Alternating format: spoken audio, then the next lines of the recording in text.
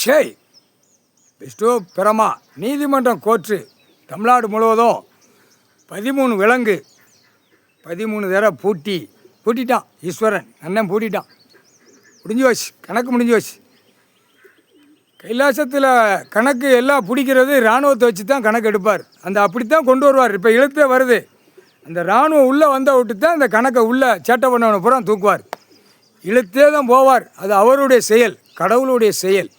இழுத்து இராணுவம் அதுக்கு தான் அவன் தடுத்துக்கிட்டே வரான். தமிழ்நாட்டுக்கார போய் அரசியல்வாதி அப்படியே சிலுவத்தூரில் கவர்மெண்ட்டு, இவன் சட்டமன்ற தொகுதி எம்எல்ஏ, இவனுக்கு விலங்கு இவர் போட்டார்னா எல்லா அரசியல்வாதிக்கும் விலங்கு போட்ட கணக்கு இது என்ன போடுதாரோ அது வீட்டுக்குள்ளே கணக்கு எழுதிடுவார். இவனுக்கு விலங்கு போட்டாச்சு, அடுத்து விலங்கு போட்ட கணக்கு ஆட்டோமேட்டிக்காக விலங்கில் மாட்டி நிற்பான். அவன் வெளியில் என்ன கையை அவன் போரில் 2 வீலர் போனான் சரி, அரசியல்வாதி விலங்கு மாட்டி போவான். சாமி கடவுள் கண் பார்வையில் விலங்கு மாட்டி வெளியே போவான். அந்த டைம் வரையில் உள்ளே மாட்டி செயலறைக்கு போயிடுவான். அது இராணுவ வானரப்பட கிளியராக கண்டுபிடிச்சி வச்சுருவான். அவனுக்கு தான் அந்த கண்ணுக்கு தெரியும். விலங்கு மாட்டியிருக்கான், ஐயா விலங்கு மாட்டிட்டாரு, இவனை தூக்கி உள்ளே போடுறா அப்படி தான் கணக்கு. ஏன்னா பூமி அழிச்சு வச்சு விளாண்டுட்டான்.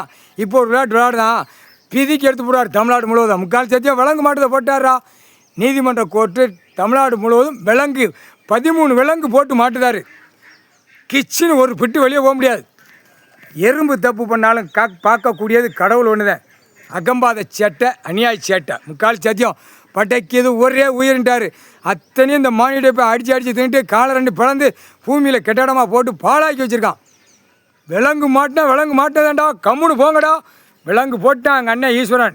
வீட்டுக்குள்ளே விலங்கு மாட்டுற கணக்கு போடுவார். எப்படி போட போகிறாரோ அது அவர் தான் கணக்கு இந்த ஜெம்மத்தில் பேனாட்டை எழுதி பாழாக்கி வச்சுருக்கான். அந்த பேனா எழுத்துல இவர் பிடிப்பார். கடவுள் சத்தியம். கல்வி படிப்பாடா முட்டா பையில பாழாக்க வந்த பாய் பேகளா.